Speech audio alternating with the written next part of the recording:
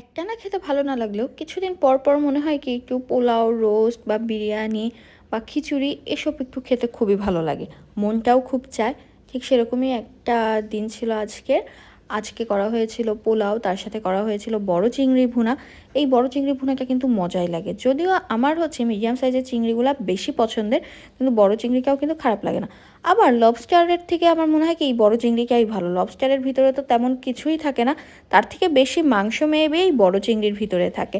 তো প্রথমে একটু এই চিংড়ি দিয়ে খেয়ে নিচ্ছিলাম। তো চিংড়িটা ফার্স্টে খুলতে খুব স্ট্রাগল করতে হচ্ছিল, মানে চিংড়ির খোসাটা। আর চিংড়ির খোসা ছাড়া না রান্না করলে বড় চিংড়ির মনে হয় কি একদমই টেস্ট থাকে না। তো যাই হোক, প্রথমে একটুখানি ওখান থেকে কামড়ে খেয়ে নিলাম, তারপরে হচ্ছে খোসাটা খুলে সেটা দিয়ে খেয়ে নিলাম, আর সাথে নিয়েছিলাম জলপাইয়ের আচার। জলপাইয়ের আচার দিয়ে খেতে কিন্তু খুবই মজা লাগছিল। আর এভাবে করে একটু বেশি করে বেরেস্তা দিয়ে খেতে তো অসাধারণ লাগে। বেরেস্তা তো আমার খুবই পছন্দের।